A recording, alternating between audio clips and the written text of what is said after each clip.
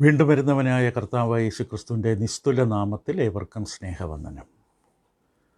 സുപ്രധാനമായൊരു പഠന പരമ്പരയുടെ 102ാമത്തെ അവതരണം, റോമർക്ക് എഴുതിയ ലേഖനം. വിശ്വാസത്താലുള്ള നീതീകരണം എന്ന പ്രമേയം വിശദമായി അവതരിപ്പിക്കുന്ന ദൈവത്തിൻ്റെ പരിശുദ്ധാത്മാവിനാൽ അപ്പോസ്തലനായ പൗലോസിലൂടെ നൽകപ്പെട്ട സുപ്രധാനമായ ലേഖനം. നാം അതിൻ്റെ 5-ാം അധ്യായത്തിൽ നിൽക്കുകയാണ്. ഈ 102ാമത്തെ അവതരണത്തിൽ നീതീകരിക്കപ്പെട്ട അതിൻ്റെ അനന്തരഫലങ്ങളാണ്. അതിലാദ്യത്തെ 6 മുതൽ 11 വരെയുള്ള വാക്യങ്ങൾ, റോമലേഖനം 5-ാം അധ്യായം. രക്ഷയുടെ 3 ഘടകങ്ങൾ, 3 ഘട്ടങ്ങൾ: ഭൂതം, വർത്തമാനം, ഭാവി. ഈ വിഷയമാണ് നമ്മൾ ചിന്തിച്ചു കൊണ്ടിരിക്കുന്നത്. രക്ഷയുടെ 3 ഘട്ടങ്ങളുണ്ട്.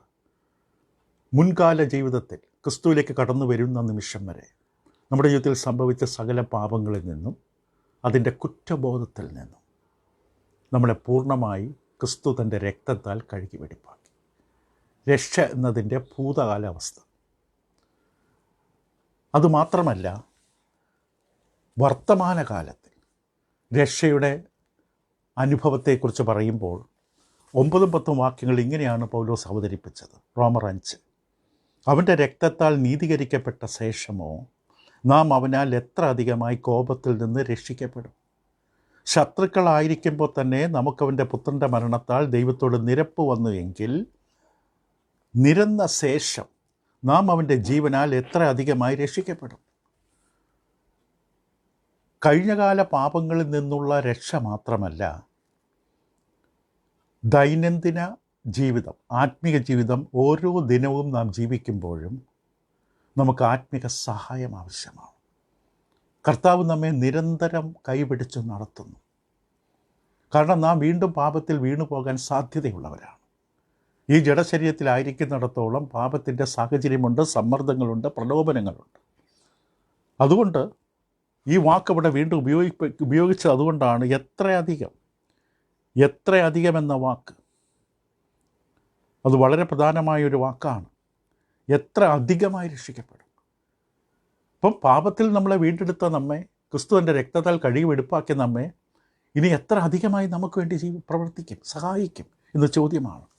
അപ്പം അവൻ്റെ ജീവനാൽ എത്ര അധികമായി രക്ഷിക്കപ്പെടുമെന്ന് പറയുമ്പോൾ എന്താണ് പൗലോസ് ഉദ്ദേശിച്ചത്? അവൻ്റെ ജീവനാൽ. ഇപ്പം ക്രിസ്തു തൻ്റെ മരണത്താൽ, നാം ശത്രുക്കളായിരിക്കുമ്പോൾ തന്നെ അവൻ്റെ പുത്രൻ്റെ മരണത്താൽ ദൈവത്തോട് നിരപ്പ് വന്നുവെങ്കിൽ നിരന്ന ശേഷം അവൻ്റെ ജീവനാൽ എത്ര അധികമായി രക്ഷിക്കപ്പെടുമെന്ന് ചോദിക്കുമ്പോൾ എന്തായിരിക്കും പൗലോസ് ഉദ്ദേശിച്ചത്? പൗലോസ് കർത്താവിൻ്റെ പുനരുത്ഥാനത്തെ പരാമർശിച്ചുകൊണ്ടായിരിക്കും അത് പറഞ്ഞത്. കാരണം ക്രിസ്തു ഇന്നും ജീവിക്കുന്നു. മരിച്ച് അടക്കപ്പെട്ട് 3-ാം നാൾ ഉയർത്തെഴുന്നേറ്റ് ഇന്നും ദൈവത്തിൻ്റെ വലതുഭാഗത്ത് ജീവിക്കുകയാണ്. കാരണം പിതാവായ ദൈവം പുത്രൻ്റെ പരമയാഗത്തെ, കാൽവരി ക്രൂശിലെ യാഗത്തെ അംഗീകരിച്ചു.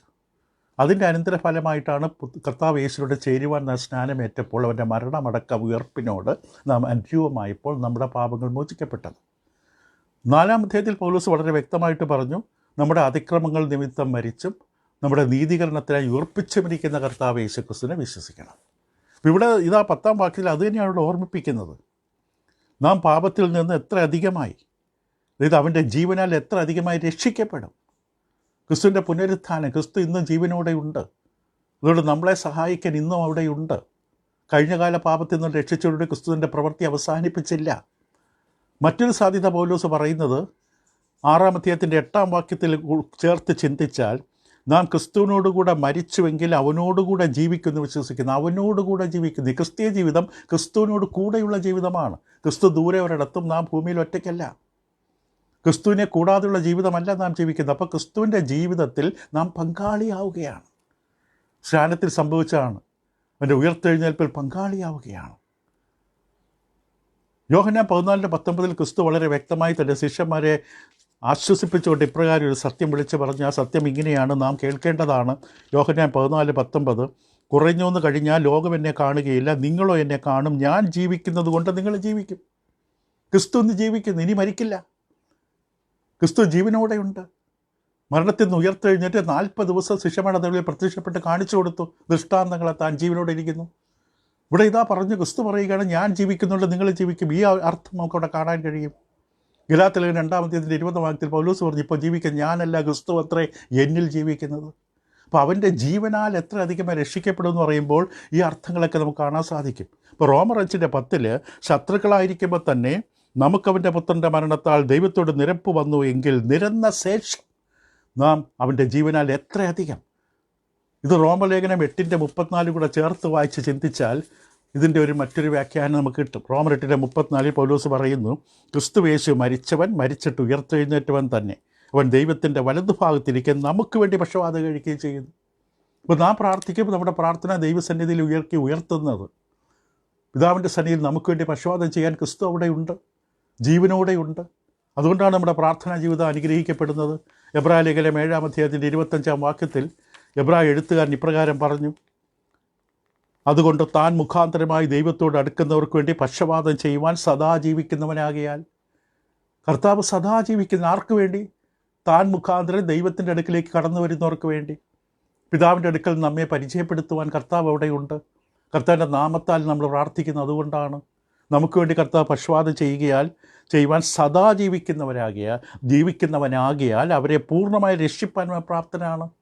അപ്പോൾ നമ്മുടെ ആത്മീയ ജീവിതം, ഈ രക്ഷിക്കപ്പെട്ട നമ്മുടെ ജീവിതം സഹായിക്കുന്നത് ക്രിസ്തു തന്നെയാണ്. ക്രിസ്തു ക്രൂസിൽ മരിച്ചതോടുകൂടി, മരിച്ചടക്കപ്പെട്ട് ഉയർത്തെഴുന്നേറ്റ് സ്വർഗത്തിലേക്ക് പോയതോടുകൂടി പിന്നെ തൻ്റെ മക്കളെ മറന്നില്ല. രക്ഷിക്കപ്പെട്ട വിശുദ്ധന്മാരായ ദൈവജനത്തെ മറന്നു കളഞ്ഞില്ല. തൻ്റെ ജോലി തീർന്നു, ഇനി എന്തിനാ അവരെ ഓർക്കുന്നത് എന്ന് പറഞ്ഞു പോയില്ല. ഇന്ന് നമുക്ക് വേണ്ടി ഇവിടെ നിലകൊള്ളുകയാണ്. ഇപ്പോൾ എബ്രായലേഖനം 7:25 വാസ്തവത്തിൽ റോമർ 5:10 ഒരു വ്യാഖ്യാനമാണ്. ഇപ്പോൾ പൗലോസ് ഏതർത്ഥം ഉദ്ദേശിച്ചാലും അവൻ്റെ ജീവനാൽ നാം എത്ര അധികമായി രക്ഷിക്കപ്പെടുമെന്ന് പറയുമ്പോൾ ഈ ആശയങ്ങളെല്ലാം അതിൽ ഉൾക്കൊള്ളുകയാണ്. കർത്താവിൻ്റെ രക്ഷാകരമായ പദ്ധതി ക്രൂശോടുകൂടി അവസാനിച്ചില്ല, അത് തുടരുകയാണ്. ക്രിസ്തുവിൻ്റെ രക്തം നിരന്തരമായി സകല പാപങ്ങളും പോക്കി വെളിച്ചത്തിൽ നടക്കുന്നവരെ ശുദ്ധീകരിച്ചു കൊണ്ടിരിക്കുമെന്ന് യോഹന്നാൻ ലേഖനം. അവൻ വെളിച്ചത്തിരിക്കുന്നത് പോലെ നാം വെളിച്ചത്തിൽ നടക്കുന്നുവെങ്കിൽ കർത്താവ് യേശു ക്രിസ്തുവിൻ്റെ രക്തം നമ്മളെ സകല പാപങ്ങളും പോക്കി ശുദ്ധീകരിക്കും. വെളിച്ചം, അതായത് വചനത്തിൻ്റെ വെളിച്ചത്തിൽ നടക്കണം. 119 സങ്കീർത്തനം 105 വാക്യം, നിൻ്റെ വചനം എൻ്റെ കാലിന് ദീപവും പാതയ്ക്ക് പ്രകാശവുമാണ്. ഇപ്പോൾ കർത്താവ് യേശു നമ്മളെ സഹായിപ്പാൻ, ശക്തീകരിക്കാൻ നമ്മുടെ കൂടെ തന്നെയുണ്ട്. ഭൂമിയിലല്ലെന്ന് മാത്രമേ ഉള്ളൂ. മത്തായി 11-ാം വാക്യം ക്രിസ്തു പറഞ്ഞത് ഇപ്രകാരമാണ്, അധ്വാനിക്കുന്നതിന് ഭാരം ചുമക്കുന്നവരുമായുള്ളവരെ എല്ലാവരും എൻ്റെ അടുക്കൽ വരുവിൻ, ഞാൻ നിങ്ങളെ ആശ്വസിപ്പിക്കും. അത് ഇന്നും തുടരുകയാണ്, ഇന്നും തുടരുന്നുണ്ട് ആശ്വാസം. മത്തായിയുടെ സുവിശേഷത്തിൻ്റെ അവസാന അധ്യായം 28-ാം അധ്യായത്തിൻ്റെ 20-ാം വാക്യത്തിൽ കർത്താവ് യേശു ശിഷ്യന്മാരോട് പറഞ്ഞത് ഇപ്രകാരമാണ്, നിങ്ങൾ പുറപ്പെട്ട് പിതാവിൻ്റെയും പുത്രൻ്റെയും പരിശുദ്ധാത്മാവിൻ്റെ നാമത്തിൽ സ്നാനം കഴിപ്പിച്ച് ഞാൻ നിങ്ങളോട് കൽപ്പിച്ചതൊക്കെയും പ്രമാണിപ്പാൻ തക്കണം ഉപദേശിച്ചും കൊണ്ട് സകല ജാതികളെ ശിഷ്യരാക്കിക്കൊള്ളുവിൻ, ഞാനോ ലോകാവസാനത്തോളം എല്ലാ നാളും നിങ്ങളുടെ കൂടെയുണ്ട്. നമ്മളെ വിട്ടിട്ട് പോയിട്ടില്ല. നമ്മുടെ പ്രശ്നങ്ങൾ പിതാവിൻ്റെ അടുക്കൽ അറിയിക്കുന്നു. ഇവിടെ പ്രാർത്ഥനയ്ക്ക് മഹാപുരോഹിതനായി മധ്യസ്ഥത നിൽക്കുകയാണ്. എബ്രായലേഖനം 2-ാം വാക്യത്തിലും ക്രിസ്തുവിൻ്റെ നിരന്തരമായ ശുശ്രൂഷയുടെ മറ്റൊരു സൂചന കാണാം. എബ്രായർക്കെതിരെ ലേഖനം 2-ാം അധ്യായം അതിൻ്റെ 18-ാം വാക്യത്തിൽ എബ്രായലേഖനം ഇപ്രകാരം പറയുന്നു, താൻ തന്നെ പരീക്ഷിതനായി കഷ്ടമനുഭവിച്ചിരിക്കാൻ പരീക്ഷിക്കപ്പെടുന്നവർക്ക് സഹായിപ്പാൻ കഴിവുള്ളവനാണ്. കാരണം അതുകൊണ്ട് ജനത്തിൻ്റെ പാപങ്ങൾക്ക് പ്രായശ്ചിത്തം വരുത്തുവാനും കരുണയുള്ളവനും ദൈവകാര്യത്തിൽ വിശ്വസ്ത മഹാപുരോഹിതനുമാകേണ്ടതിന് സകലത്തിൽ നിന്നുള്ള സഹോദരന്മാരുടെ സദൃശനായി തീരുവാൻ ആവശ്യമായിരുന്നു. നമുക്ക് വേണ്ടി ഇന്ന് നിലകൊള്ളുകയാണ്. വളരെ അനുഗ്രഹിക്കപ്പെട്ടൊരു വേദഭാഗമുണ്ട്. എബ്രായലേഖനം 4-ാം അധ്യായത്തിൻ്റെ 14 മുതൽ 16 വരെ.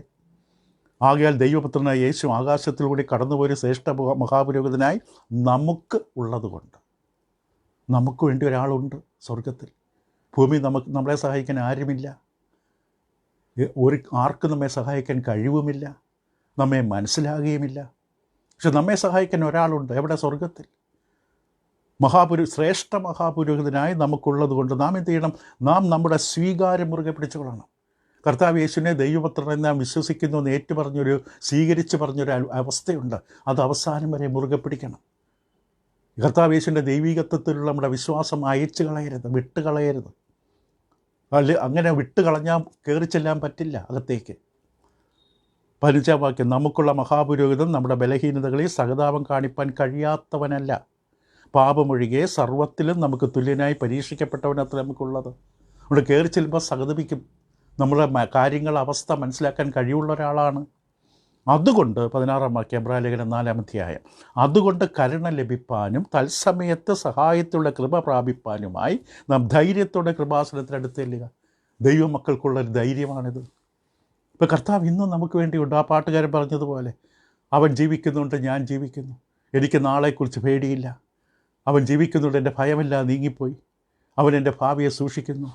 എൻ്റെ ഭാവി ദൈവകരങ്ങളിലാണ്. ഈ ജീവിതം എനിക്ക് മൂല്യമുള്ളതായി മാറുന്നു, കാരണം അവൻ ജീവിക്കുന്നു. ആ പാട്ടുകാരൻ എഴുതിയ പാട്ടാണ്.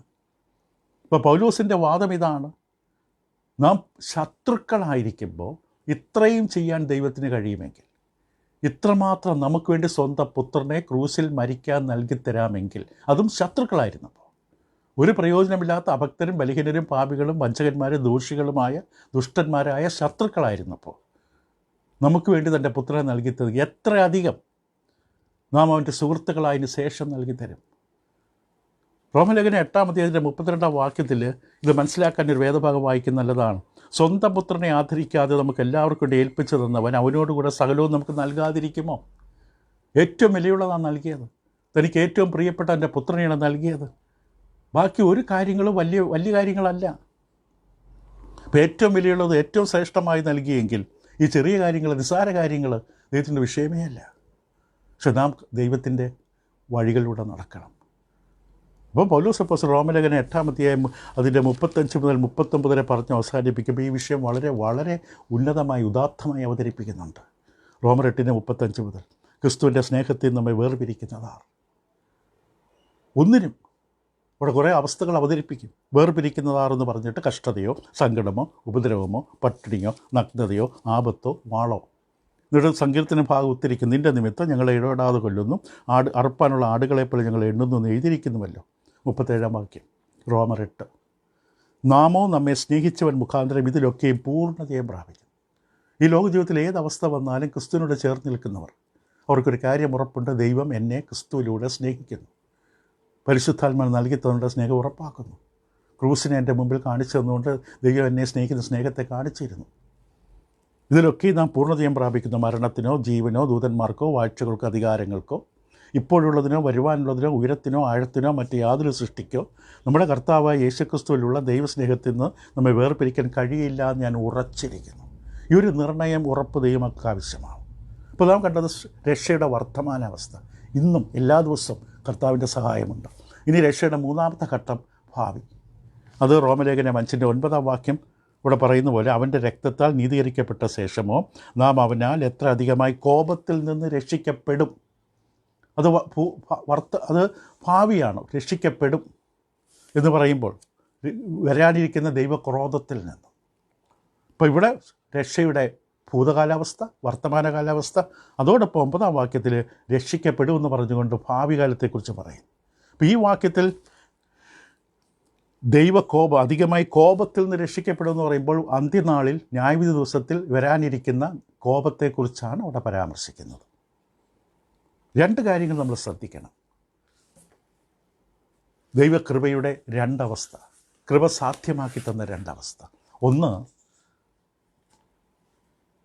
കൃപയാൽ നമുക്ക് ഒരു വിധത്തിലും അർഹതയില്ലാത്ത, ലഭിക്കുവാൻ യോഗ്യതയില്ലാത്ത ഒരു അനുഗ്രഹമാണ് കൃപയാൽ നൽകപ്പെട്ടത്.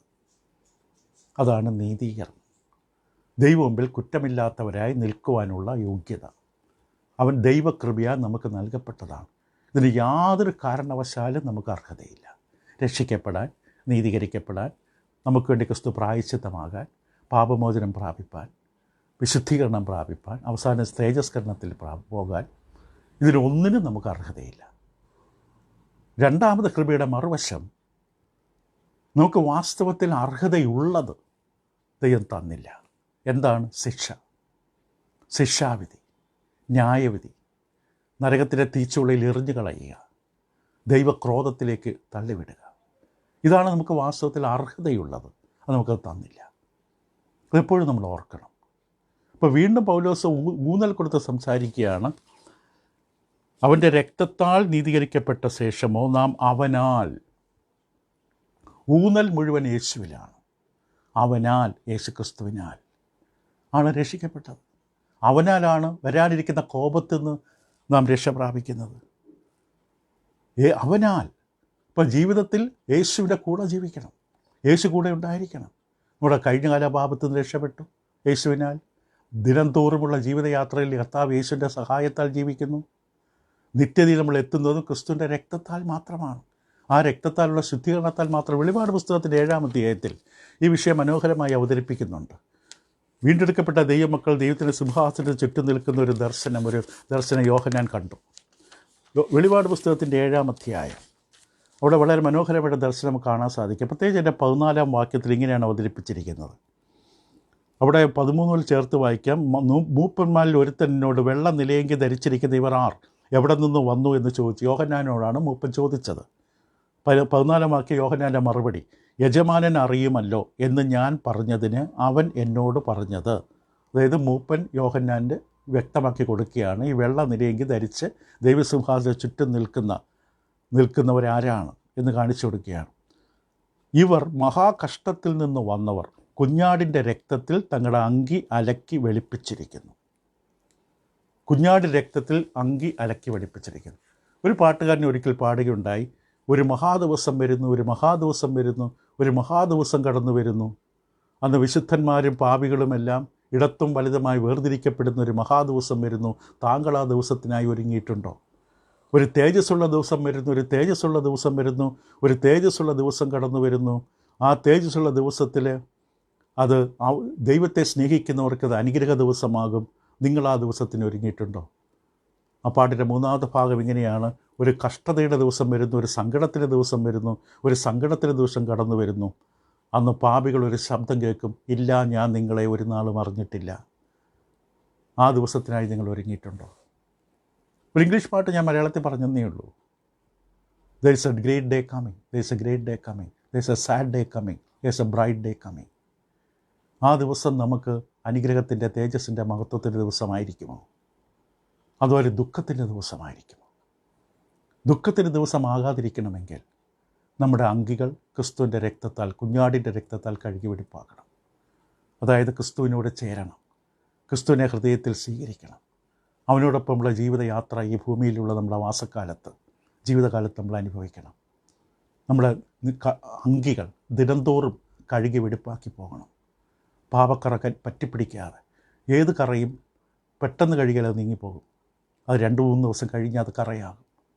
നമ്മുടെ ജീവിതയാത്ര, ആത്മീയ യാത്രയിൽ കറ പറ്റാതെ സൂക്ഷിക്കണം. അപ്പോൾ ആ ദിവസത്തെ നമുക്ക് ധൈര്യമായി പോയി നിൽക്കാൻ കഴിയും. ഇനി വരുന്ന 2 ദിവസങ്ങൾ നമ്മൾ ഈ റോമലേഖനം 5-ാം അധ്യായം 1 മുതൽ 11 വരെയുള്ള വിഷയങ്ങൾ ഒന്നുകൂടെ ഉപസംഹരിച്ചിട്ട് നമ്മൾ തുടർന്ന് വളരെ പ്രധാനമായ 12 മുതലുള്ള വേദഭാഗത്തിൽ പ്രവേശിക്കുന്നതാണ്. കാരണം ആദാമും ക്രിസ്തുവും തമ്മിലുള്ള താരതമ്യം വളരെ സങ്കീർണമായൊരു ഭാഗമാണ്. അതിലേക്ക് പ്രവേശിക്കുന്നതിന് മുമ്പ് ഈ 11 വാക്യങ്ങളെക്കുറിച്ച് ഒരു രത്നച്ചുരുക്കമായി വീണ്ടും നാം ചില കാര്യങ്ങൾ ഒന്നുകൂടെ ആവർത്തിക്കുന്നതാണ്. ദൈവം നിങ്ങളെ സഹായിക്കട്ടെ. മറക്കരുത്, രക്ഷയുടെ 3 ഘട്ടം.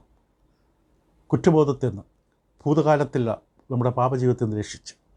ഇന്നും യേശുവാണ് നമ്മളെ സഹായിക്കുന്നത്. വർത്തമാനകാലം ഓരോ ദിവസവും ആ കൈപിടിച്ച്, ആ ചുവടിൽ, ആ പാദങ്ങളിൽ, ആ കാൽച്ചുവട് പിന്തുടരുക.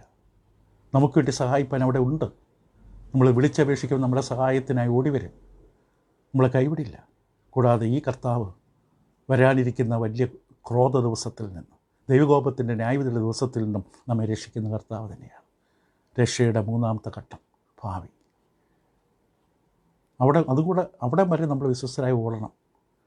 ഞാൻ ശാനപ്പെട്ടു എന്ന് പറഞ്ഞുകൊണ്ട് നിർത്തരുത്. കൂട്ടായ്മയില്ല, വചനവായനയില്ല, പ്രാർത്ഥനയില്ല, ഒരു പ്രയോജനവുമില്ല. ദൈവമക്കളായി ജീവിക്കണം അവസാനം വരെ. ഒന്നിനും നമ്മെ വേർപിരിക്കാൻ പറ്റില്ല ദൈവത്തിൻ്റെ സ്നേഹത്തിൽ നിന്ന്. അത് മറക്കരുത്. ദൈവം നിങ്ങളെ സഹായിക്കട്ടെ. തുടരാം അടുത്ത പഠനത്തിൽ. Thank you.